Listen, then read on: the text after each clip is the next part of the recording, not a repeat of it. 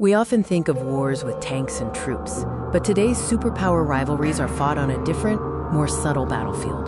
Welcome to the invisible conflict between superpowers. The dynamics between major global powers, the US, China, Russia, are more tense than ever. But instead of large-scale military engagements, the battle is fought across economics, technology, and information. The invisible conflict refers to sustained, competitive statecraft that falls below the threshold of declared war. It is constant, strategic, and often non-violent, yet profoundly impactful. The modern invisible conflict involves the US, China, and Russia, reminiscent of the Cold War, but utilizing 21st century tools to gain a decisive global advantage. One of the most potent fronts in this conflict is economic warfare, where financial tools are weaponized to destabilize rivals. This includes the strategic use of sanctions, retaliatory tariffs, and complex trade disputes aimed at disrupting key industries and hindering rival economic growth. Competition for critical resources and dominance over global supply chains, especially for essential materials, is a core objective of modern economic warfare. The digital domain is another central battlefield, where cyber espionage and warfare pose existential threats to national security and economic stability. State-sponsored hacking groups systematically engage in intellectual property theft, stealing crucial technological secrets and undermining innovation in rival nations. Attacks on critical infrastructure and sophisticated digital misinformation campaigns are deployed to sow chaos and erode public trust in opponents. Perhaps the most defining aspect of this conflict is the race for technological supremacy, viewed as the foundation of future global power. The pursuit of dominance in artificial intelligence, machine learning, and quantum computing is a strategic imperative, driving massive national investment and rivalry. This rivalry manifests in export controls on advanced technology, like semiconductors, effectively restricting a rival's ability to develop high-end computing capabilities. Information and influence operations are used to shape global perceptions and narratives, often leveraging modern digital platforms. Propaganda and sophisticated media manipulation campaigns are deployed as, quote, soft power tools to subtly influence foreign populations and governments.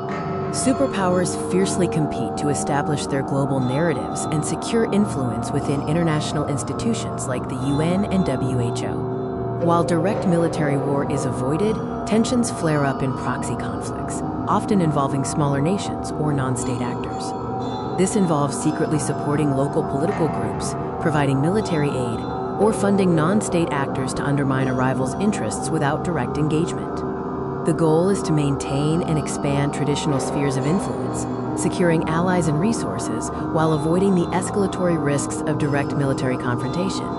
The invisible conflict is a complex tapestry of economic, cyber, technological, and informational battles, reshaping global order one strategic move at a time. The outcome of this invisible struggle will determine the rules of the future global order and the distribution of power for decades to come. Understanding this new Cold War era requires vigilance and awareness of the battles being fought in the shadows, far from the traditional front lines. Tensions between Iran and the United States continue to be a flashpoint in global politics. But recently, Iran sent a distinct warning to America.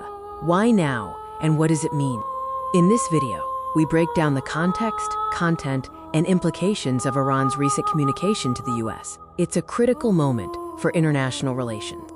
To grasp the significance of this warning, we must first look at the recent heightened tensions between Tehran and Washington. The relationship has been under severe strain for some time.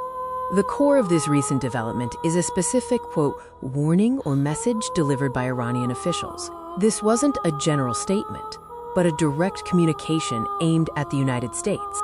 What led to this decisive move? The warning is rooted in a specific sequence of geopolitical events and mounting pressures on Iran.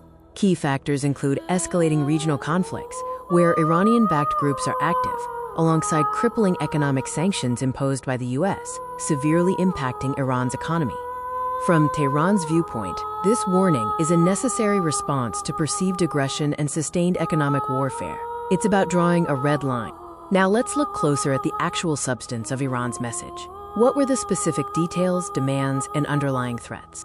The message was clear. Iran outlined specific demands, often related to regional military presence or sanctions relief. Furthermore, it hinted at severe consequences if these demands are ignored. The warning wasn't aimed at the general public, It was a diplomatic and military signal directed squarely at specific U.S. policymakers, officials, and military commanders in the region. How did the United States government and military establishment react to this direct communication from Iran? Their response is crucial for de-escalation. Official statements from Washington confirmed receipt of the message. The response was often measured, yet firm, reiterating core U.S. policy positions while leaving room for diplomatic channels.